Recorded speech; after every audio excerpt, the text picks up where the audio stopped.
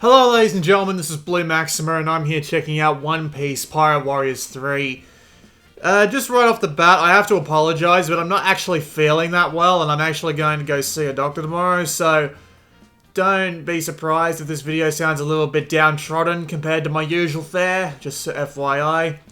Also of note is that I don't know a bloody thing about One Piece, so I've seen like the first episode, like the first 10 minutes of the first episode, and that's about it. But anyway, let's just go have a quick look around.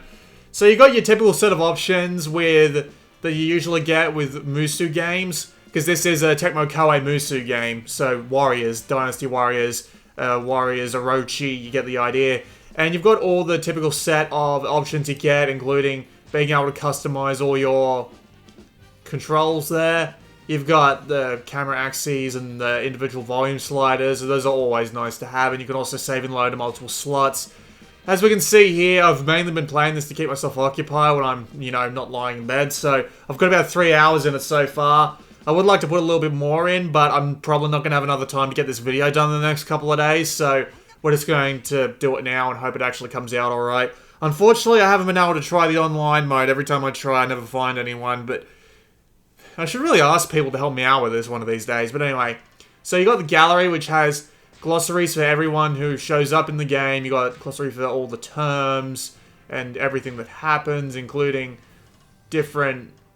all sorts of different like scenes and cutscenes. And these are actually really well presented, but I'm going to wait until the story mission that I plan on playing in order to show those off. You also got the music gallery and the treasure list. You get these coins and you get skill posters, but I'll get around to them. You can also check out your crew gallery, and you can also check the Legends of the Diaries, which is it's a neat little thing, but I'll get to them as well because they're all gameplay focused. So we've got 3 modes, although really it's only 2 modes in this game, which is the story mode, the legend log, the free log, and the dream log, which is basically story mode, free mode, and randomly generated battle mode.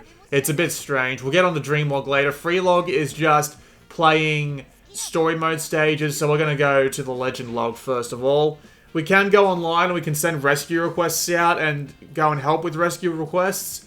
We're actually going to jump back to the Don's offer and we're going to play that because it was actually alright for the presentation and it has a pretty good demonstration of everything, so I might as well.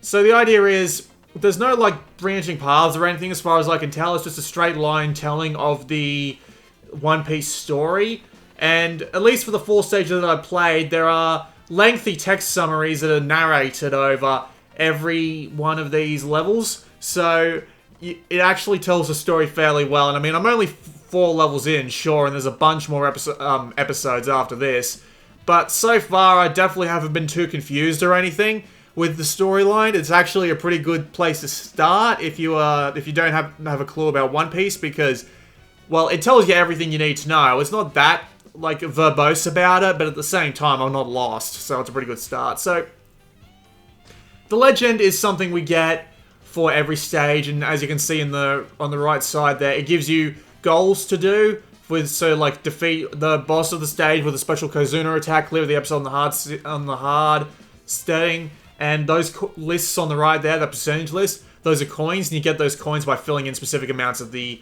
legend. The treasure events are something that you get in the battle, and if you get them, they give you a special cutscene and usually change the battle in some way. So it's a nice little bit of replayability. Skill posters, if you complete the goals that are listed on these posters, you get these skills, and these skills can be applied to any pirate that you have in the roster, and yeah, you can use them just as you like. And also, they tend to have upgraded versions across posters. So as you can see here with Usopp, you have 2 different upgraded skills on the same poster. But if we come down here to Morgan and Mr. I, or Mr. 1 I should say, sorry, we've got leadership on Morgan and then leadership plus, so it's cross poster. But also you have to unlock the posters from the first goal to the second goal to the third goal, so it's a bit of a maze to work through, honestly. And to be fair, it's not that hard to understand. It makes sense. I love Minotaurus. I fought with him in a dream mode battle, and it is hilarious. But nevertheless, it's a bit of a maze to work through, but at the same time, it's not that difficult to deal with, and I actually quite like it. It's a good way to add some replayability. Your crew level list goes up the more you use a specific crew member, and the more it goes up, the more you unlock stuff for the gallery, and some skill posters also require them as goals. You can come here to get your tutorials. The belly shop, I haven't seen anything in others or the dream mode yet, because the dream mode apparently lets it like buy more stages or something. I haven't seen too many in the other setting.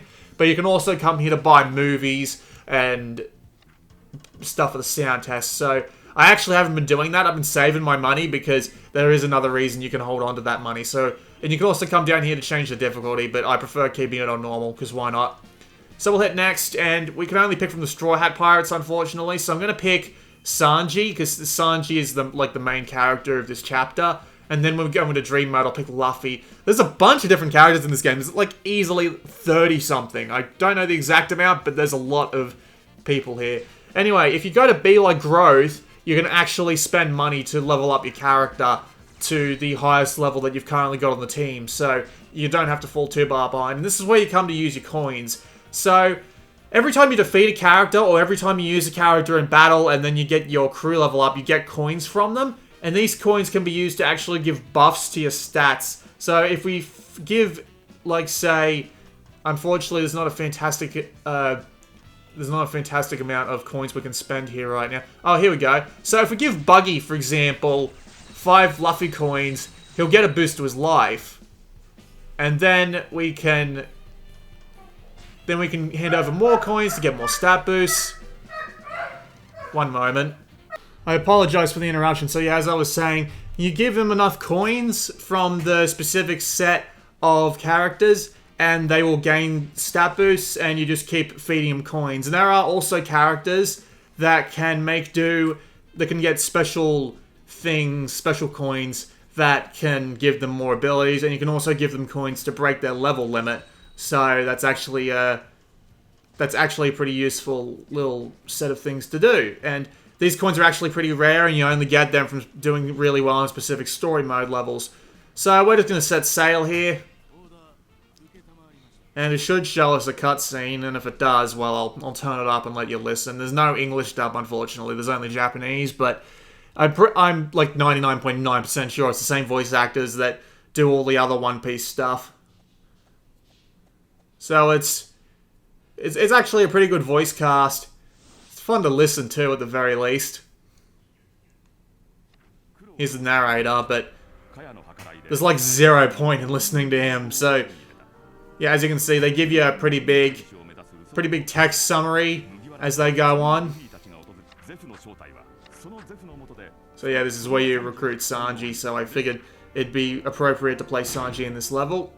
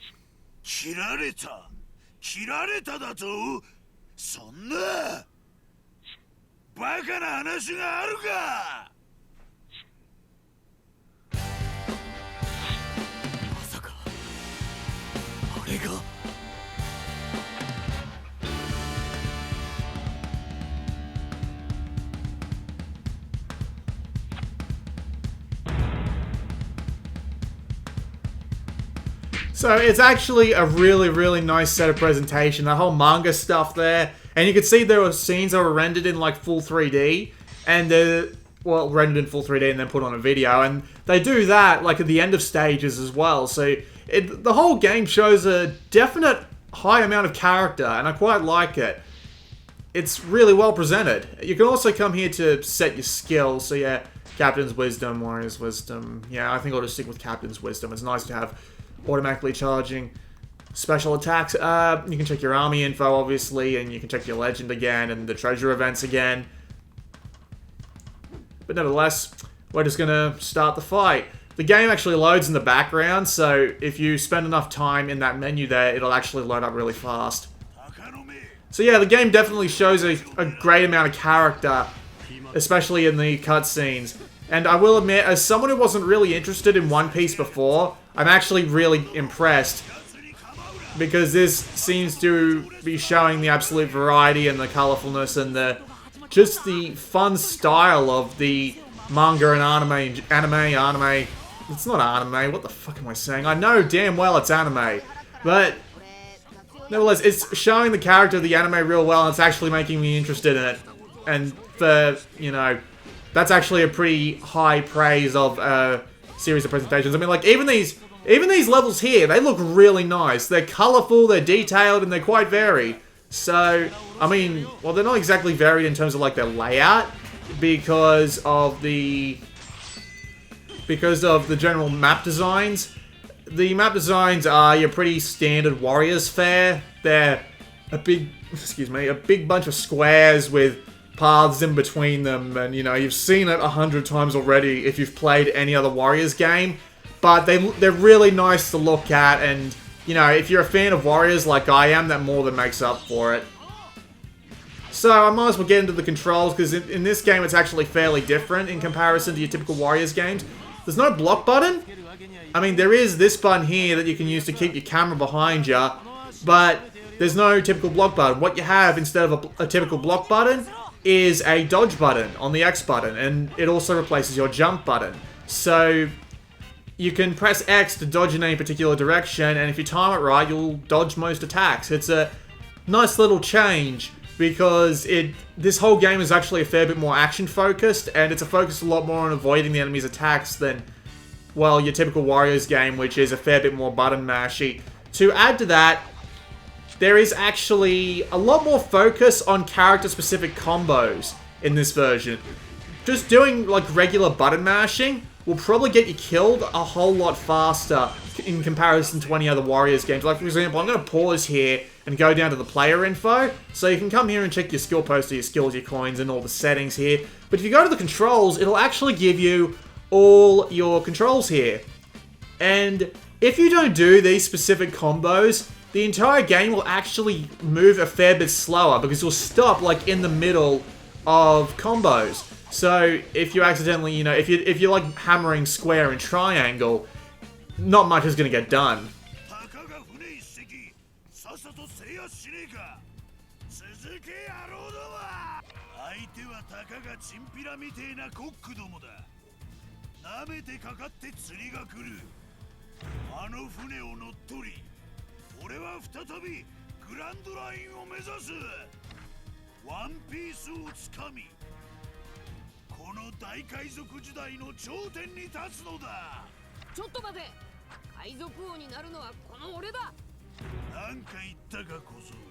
Alright, that's enough of that. So, yeah, the game is very heavily based on the combos instead, and I have to admit, I actually quite like it that way, because it puts a little bit more emphasis on the game's strategy.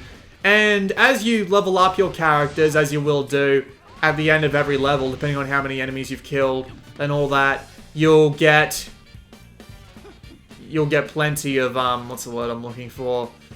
You'll get plenty of extra combos and stuff. Like, I'll be able to show you Luffy, and Luffy, and he has a lot of combos at level 16, let me tell you that much.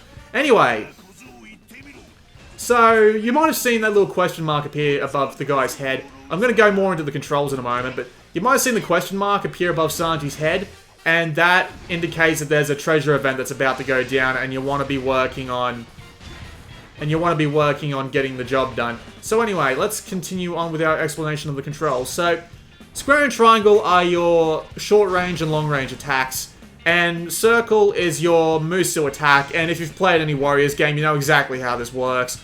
You press the circle button, everything stops moving, and you just throw out a really, really strong attack. It's pretty neat.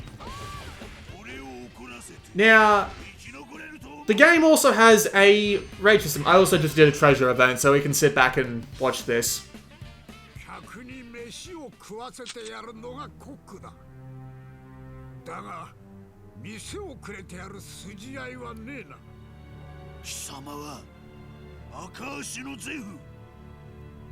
お前があのコックにして船長を務めた無類の海賊。生きていたのか。 I really do like the voices. 蹴り技の達人と言われていたが、噂に聞いた海難事故で死には至らずとも、その大切な足を失ったと見える。お前はかつてグランドラインに入り、無傷で帰った男。その期間、丸1年を記録した航海日誌を俺によこせ。力は十分にあった。 Alright, I think we've had enough of Don Krieg. But anyway, I really do like the voices. It's a really, really nice presentation. And when you see one of the movie cutscenes that I saw on this stage, which I'm pretty sure comes up no matter what you do, but if not, I can always go and show it in the gallery. It's really, really nice, and you'll see it in a moment.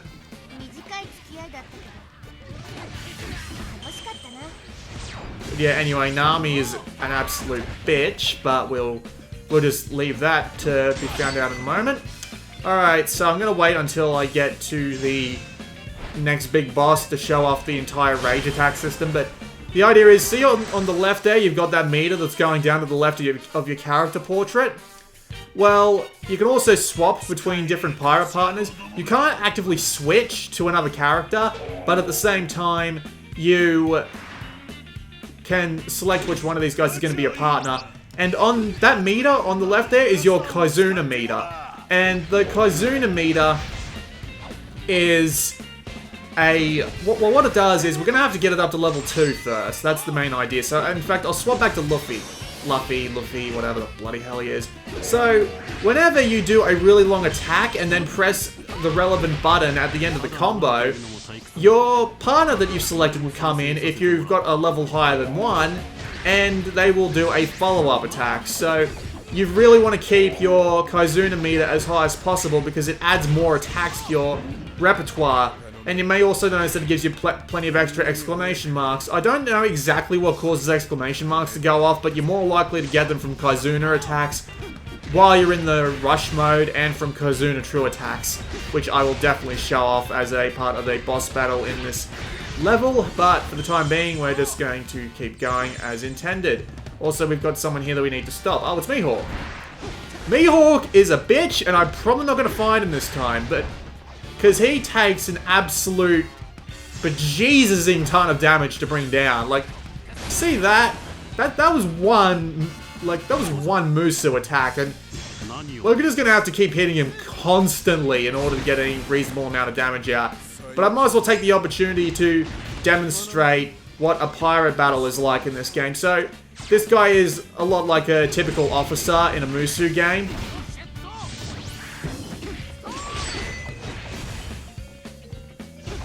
But the idea is, they have their own, like, sets of special attacks, obviously, that they can throw out, and they've got their own huge attacks they can use as well. If you press the bottom left corner of the touchscreen there, it'll actually let you focus on them, and he was also just preparing a really big attack, so I might want to stay out of the way of that just for the time being, so then I can come back and Musu him again, because why not? This is actually going to go down a lot faster than I expected, so I'm going to take the time to explain the mechanics, because why not? It is a little bit different from Warriors, so I might as well point it out. It is a bit weird that you don't, like, lock your character on with any particular button, but you do it with the touchscreen instead. I always thought that the L button would be better for that, but then again, that's just me. But yeah, they've got their own big attacks that they can throw out as well, and they can also go into hero mode. And hero mode is when that big red circular meter appears. And if you damage them enough, while they're in that mode, and that meter goes down to 0, well, they get stunned for a moment, and you can just, you know, wail on them to your heart's content, which is actually quite nice, and then they'll come out of it, and you have to do the process all over again. Your friends can also do this, and they can go into hero mode, and if you can actually activate this for your own characters as well. For everyone who's in the battle here, you can actually activate this for their characters as well, and their own hero powers will do something different for the battles. So, you know, probably necessary on hard mode, but for normal mode, it's not that big of a deal, at least not yet. So anyway, I think it's about time I showed off the Izuna Rush, or whatever the bloody hell it's called. I keep thinking it's Izuna, because Izuna's game on the DS that I really liked. But anyway, you tap the bottom right corner of the touchscreen, and you go into Izuna, something like that, I'm sorry. You go into that mode, and when you go into that mode, your attacks do more damage, you move faster, and the Kaizuna chain attacks at the very end of your chains will go into overdrive. They'll be a lot faster, and you can actually do chains a lot easier. You also get a benefit depending on who you do the Kaizuna chain with. So, I did it with Luffy, and I got a specific effect for that, but if I did it with another character, something else would happen. And if you do a Musu attack while you're in this mode, you do an attack with a massive amount of damage. And yay, pick up. But anyway, Mihawk's withdrawn, and that was a treasure event, so any second now, I'm hopefully going to get that three-dimensional cutscene that... Yep, there it is. Or at least it should be it. その程度の力なんだ全く聞いてねえのかあいつが艦隊をたった一人で潰した男か普通の人間と変わらねえぞ特別な武器を持ってるわけでもなさそうだ武器なら持ってるじゃねえか Just some swords, some voices, previews, because they are actually really good. But anyway, oh, he's back. Oh well, alright, so I'm gonna guess the cutscene does come up no matter what you do, but nevertheless, we're just going to... Oh, there it goes. But yeah, anyway, I'm just gonna turn this up a little. See, the screen here is a little blurry. I think it's pre-rendered, but at the same time, it damn well might not be. It's strange. I can't really tell. Like, I can't see any compression artifacts anywhere. But anyway, while we're here, I might as well talk about the game's technical performance. It's actually pretty good. All things considered, it's pretty good. With the big levels, and there are enemies that tend to pop in and out of the distance from time to time. And the frame rate does drop from time to time, but at the same time, it's nowhere near as bad as one might expect. And the game remains pretty controllable and enjoyable all the time, even when the frame rate does drop. So, yeah, it's a good port, I must say. Controls really well. Looks really nice. Plays really well. And these cutscenes just look great. They have a lot of character to them. That's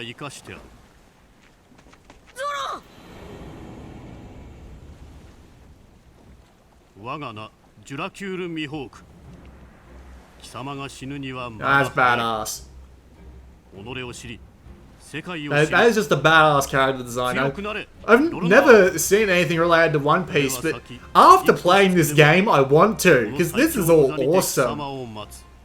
I mean, it's all kiddie and rather lighthearted in tone, but nevertheless, I still love it anyway. It's actually really impressive that they conveyed such a tone so well in the game. Then again, it is Omega Force, and Omega Force are bloody geniuses at this. They did pretty well with Unlimited World Red as well, which they also made, which is kind of strange when you think about it, because it's weird that the two games are so different, and yet so similar. But anyway, it's a really impressive just visual presentation and audio presentation, and you know, it all fits on the Vita. I mean, it's a pretty big game. It's like 3 gig, obviously, but I'm still thoroughly impressed. But anyway, after this, I'm just gonna quit out and I'm gonna go to the dream mode. So this, hopefully this makes a lot of sense to you. This is how the legend mode works. You get a bunch of these cutscenes and those comic scenes that you saw earlier, and it tells the story in a very lightweight way, but at the same time, it's also just a tiny bit. What's the word I'm looking for? it is a bit lightweight, and it would be nice to have a little more detail, but at the same time, you don't get lost. Or at least I haven't been lost yet, but God only knows. But I imagine they've done as well as they have this far in keeping me in the loop. Even though it feels like they do skip over a little bit, it doesn't seem too bad. But anyway, I'm going to... Yeah, let's see. Can I suspend my progress up to this point? I hope this lets me go into, dream mode after this. But we'll just wait and see, shall we? Alright. So if we go into dream log... Damn. Oh well. Bugger it. So we'll just hit continue. And we get to pick what pirate we want to be. So I'll play as Luffy. Luffy. He sounds weird. He's also got costumes. There are some DLC costumes that came if you buy the game in the first week. And yes, I have picked him in the carp costume. Do not ask questions. And we can also, you know, use Belograph if we want to. But he's actually my highest level character. So we're just going to set sail. So the way the dream mode works is... It's kind of procedurally generated, I think. It reminds me kind of adventure mode in Hyrule Warriors, because that's like the only game I own the Wii U for. And the idea is you go around these islands doing these particular missions, and when you do, you unlock new islands to go to, which have new people on them, and yada yada yada. And I think some of this is procedurally generated, but probably not. It might be the same map layout every time, but I don't even know. So if we can actually change our viewpoint and actually have a look around the islands here. So as you can see, there's recommended levels, and there are giant enemies that you have to... They're not exactly giant, but they're there, and if you defeat them, you get them in free mode and dream mode. And we can also go down from here, and this is where you go to access the downloadable content missions. But yeah, I've only got 2 of the missions. I don't have the season pass or anything, excuse me. But anyway, we're going to go and just pick one of these to play. So, yeah. I think some of these are procedurally generated, as I said before, but I can't be sure how much precisely is. Okay, I don't think I really need to do anything here. Sometimes you can select what group you get to play with, and I'm pretty sure that just flips around what side you're on and who you're attacking, but it's fairly, what's the word I'm looking for, lightweight as a mode, because it's basically just do battles over and over again. I'm gonna guess there might be something to do with certain stages mirroring certain events in One Piece that I wouldn't know about, but nevertheless, it is just a bit strange.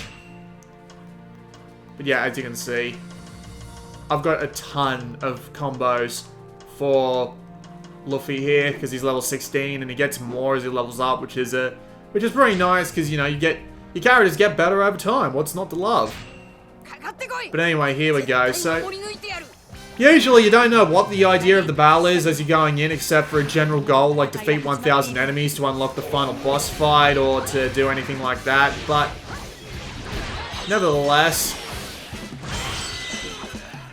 Oh, I almost forgot to mention one control from in the game. The R button is your unique attack. Everyone has a different unique attack.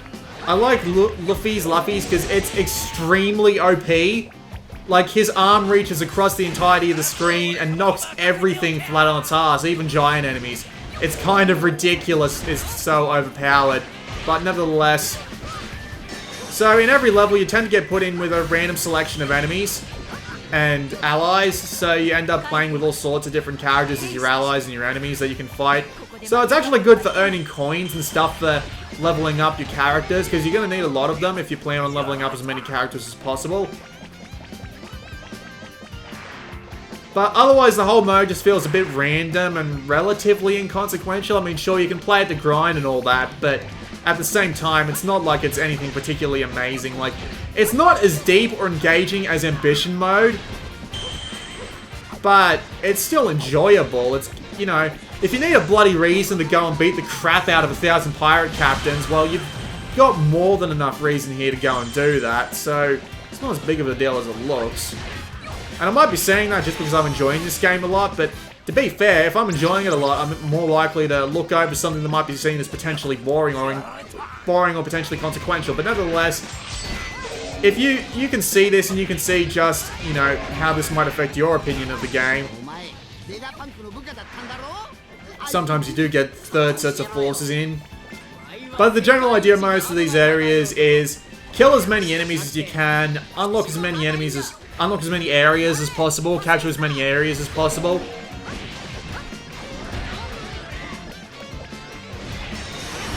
So yeah, there is a duel going on here, so if we go back, we can actually activate our Kaizuna Rush mode, and then we can just, you know, beat the crap out of whoever the damn hell we please. Let's do this. And immediately get knocked flat on the ass. So yeah, dodging in this game is actually important, although it's kind of a pain in the ass to see the attacks sometimes. Although to be fair, I do actually have a pretty high amount of health, so I don't have that too big of a problem. But then again, if I put the difficulty up to hard, I'd have to put a lot more focus into my dodges, that's for sure. But anyway, we're just beating the absolute crap out of everyone. Because why not, right? But yeah, as you can see, I just got some coins from defeating him. So more coins means more leveling up my dude's stats. Who can disagree with that? And with every character being a unique character from One Piece, with all their unique combos and attacks and all that, it's I can understand everyone finding their own favorite characters and leveling them up with all their coins. And my dog's gonna go off for a couple of minutes, and I apologize about that. But nevertheless, it's still just a really varied Warriors game. There's no weapons or anything, so upgrading is literally just defeat enemies and use their coins to upgrade. So there's no like worrying about what weapon's gonna go on who, and it's just worrying about diversifying the attack set of the character that's included by leveling up. And I quite like that system a bit more, purely because of how well it seems to work here. It's good fun. I mean, it's obviously probably not going to change your mind on Musu if you're not a fan of Musu, but at the same time, if you're a One Piece fan but you've never played any of these Warriors games, well, this will probably, you know, give you half a mind towards them, because these are actually really, really fun. This is actually a really, really fun game. All credit to them. They made a pretty damn fantastic adaptation of an IP I don't really know that much about. And, you know, all credit to them for making something that I had no interest in before really interesting. At least to a point. I mean, I went and looked up parts of this game on the internet, and it's got a bunch of the One Piece story. Apparently it goes all the way up to one of the latest story arcs.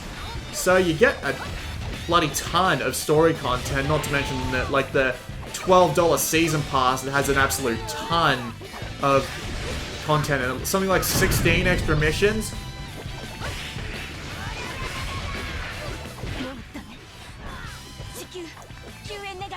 Good. It's a good time.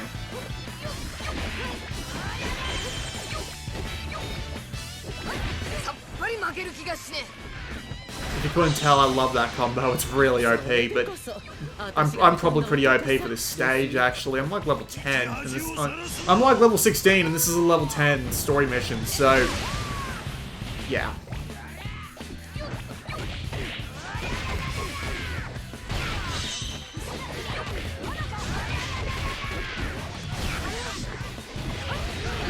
Sure, it gets repetitive, like most Warriors games do, but at the same time, it's...